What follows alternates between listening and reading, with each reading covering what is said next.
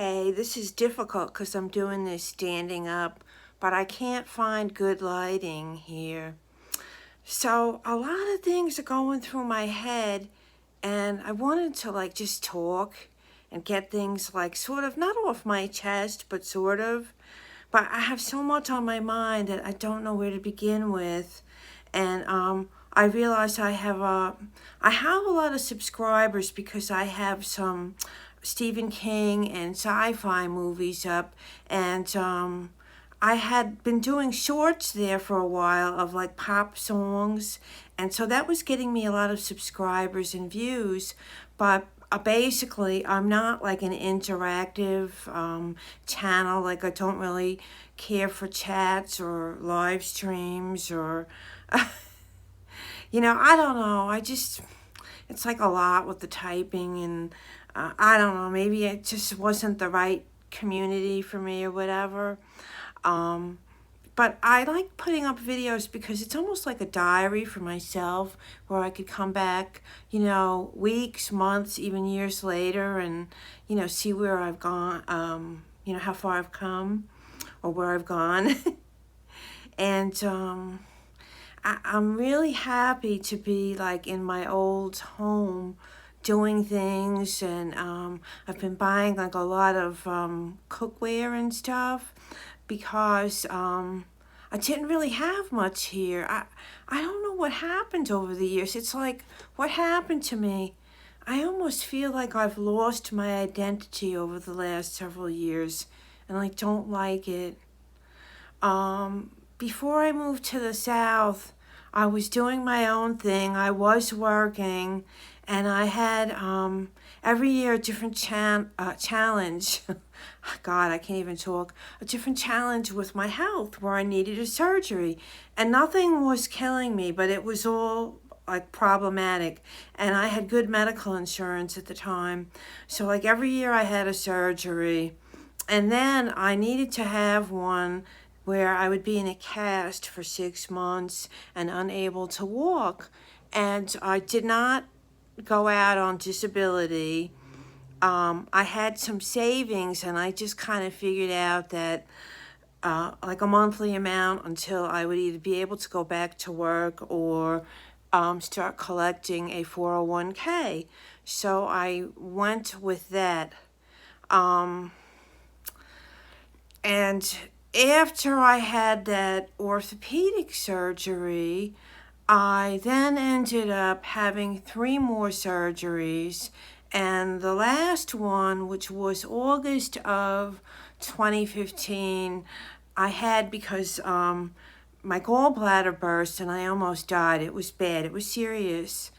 And I had events in my life that were scary, and that led me to moving south to Tennessee.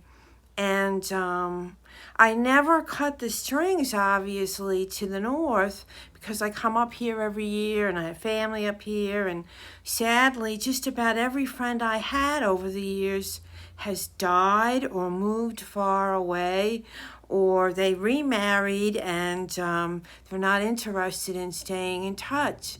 I mean, I could list 20 people. It's really, really sad.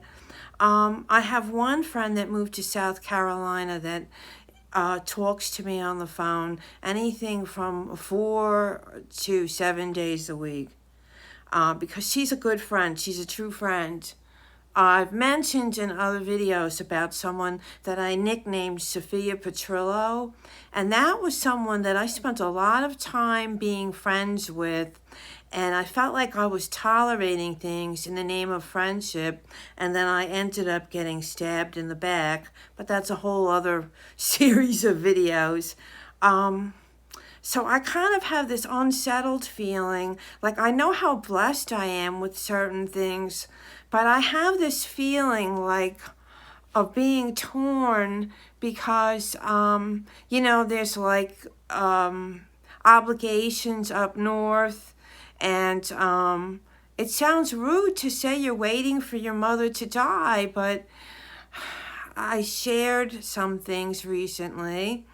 And I looked up the property taxes on this house, monthly, the property taxes without any like discount, like the STAR program, are over $545 a month.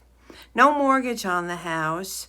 Then you've got the heating bills, blah, blah, blah. Now, if I wanted to, if she passed and I wanted to stay here and just own this house outright, I could afford to, but then I wouldn't have as much, fund money.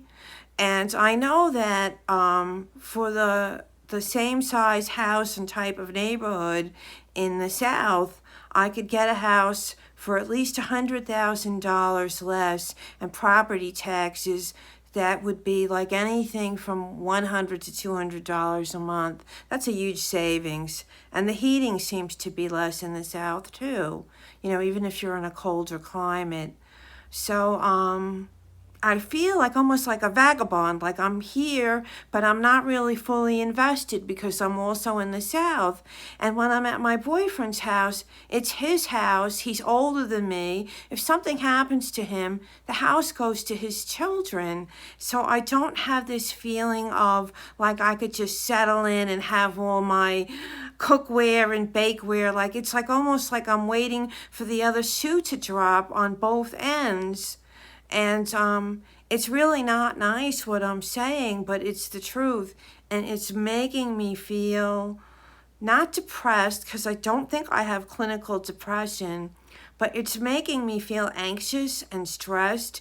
I feel like I'm older and I want to settle in to living in one place, having all my dishes in one place. I want to find a nice ladies group, like a ladies that go to lunch type group, or the Red Hat Society, or a meetup group. And I want to start forging some new friendships. And it just seems like I can't do it with my current lifestyle. So, I don't know. I just feel like I sound like an ingrate. And then like the going back and forth, it is stressful. The window people, the windows should have been done already. I just got an email this morning that, well, they're looking at the windows coming in mid-July, and then like their first available slot in between big jobs, they'll squeeze me in. So, I don't know. It just kind of rubbed me the wrong way, and I'm probably taking it personally when I shouldn't. But I'm just kind of in a funky mood. I'm not an unhappy person. It doesn't take a lot to make me feel happy, but I think I miss parts of my old life and my old identity, and I feel like I want to be more of myself and who I want and what I like. Because when you people please and you try to please another person, it kind of eats away at you and you don't really feel like yourself. So I just want to be myself and just, be around the people, places, and things that I'm comfortable with, not what another person would like me to do. I did that in my marriage, and it almost killed me, literally. So anyway, everyone, have a great day. It's just a mood, and I'm sure I'll feel better. Bye.